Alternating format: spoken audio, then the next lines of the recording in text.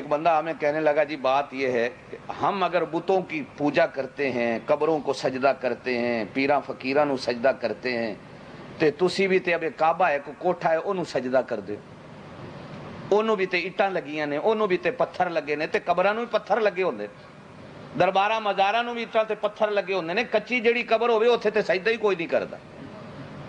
جتنا بڑا ولی ہو، قبر کچی ہو، کوئی چادر ڈالنے نہیں جائے گا، کوئی بتی جلانے نہیں جائے گا، کوئی ڈیوا جلانے نہیں جائے گا۔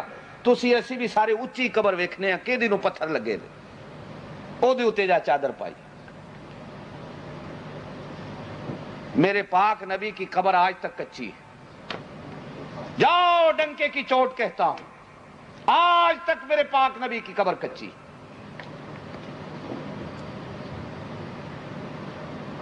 لوگوں نے فوٹو بھی بنائے ہوئے ہیں لیکن فوٹو کے اندر تو انہوں نے پکی بنائی ہوئی۔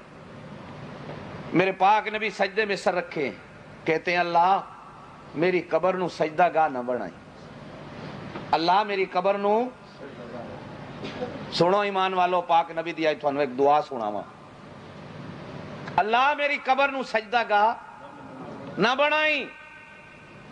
فرمایا لعن اللہ الیہود والنصارى اتخذوا قبور انبیائہم مساجدا، اللہ یہودیوں اور نصرانیوں پہ لعنت کرے کہ انہوں نے نبیوں کی قبروں کو سجدہ گاہ بنا لیا۔ اللہ میری قبر کو سجدہ گاہ نہ بنائیو، اللہ میری قبر کو سجدہ گاہ نہ بنائیو، اللہ میں ساری زندگی تجھے سجدے کرتا رہا، امت کو بتاتا رہا کہ تیرے سوا سجدہ کوئی نہیں، میری قبر کا ایسا انتظام کر کے قیامت تک میری قبر پہ سجدہ کوئی نہ کر سکے۔ اللہ نے اپنے محبوب کی اس دعا کو اس طرح قبول فرمایا کہ قبر کو 1000 پردوں میں چھپایا۔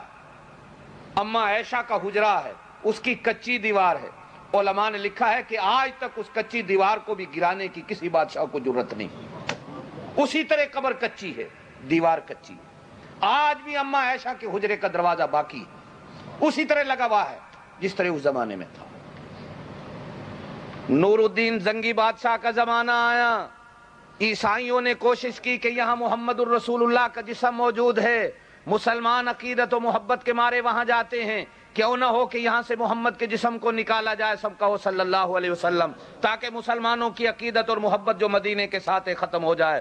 انہوں نے 2 آدمی بھیجے، داڑھیوں والے، صوفی بنا کر، پگڑیاں بنا کر، نمازی بنا کر، سجدے ماتھے پر سجدے کے نشان لگے ہوئے ہیں، ہاتھوں میں لمبی لمبی تسبیحاں ہیں، مدینے میں حاجی بنا کے بھیجا، زائر بنا کے بھیجا، زیارت کرنے والے بن کے آئے، راتی سرنگ کھود دے سن، حضور علیہ السلام کی قبر کی طرف ایک مکان کرائے پہ لیا، رات کو سرنگ نکالتے، مٹی اٹھا کر جنت البقیع کے قبرستان میں تازہ قبروں پہ ڈال دیتے، کسی کو شک نہ ہوا۔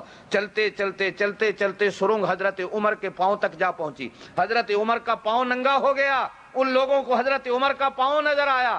بادشاہ نور الدین زنگی مصر میں ہیں، رات کو اپنے محل میں سویا ہوا ہے، اللہ اللہ اللہ اس بادشاہ کی قبر پہ کروڑوں رحمتیں کرے۔ رات کو سویا ہے، حضور خواب کے اندر ملے، حضور نے گریبان پکڑ کے اٹھایا اور ان 2 آدمیوں کی شکل دکھائی، فرمایا یہ کتے مجھے جھنجھوڑ رہے ہیں، یہ کتے مجھے چیر رہے ہیں اور تو سو رہا ہے۔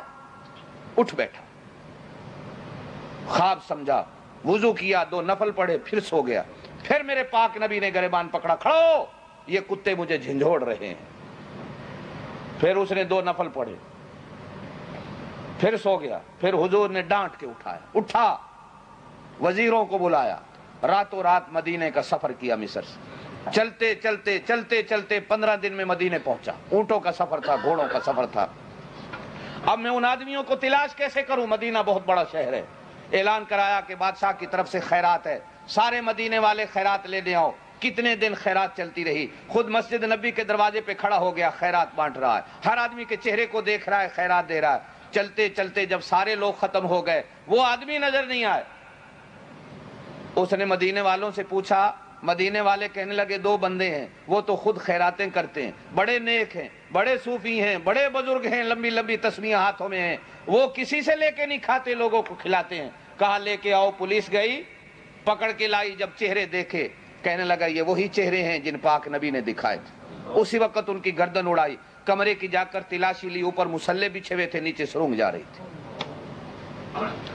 اس نے اس وقت پانی کی تہ سے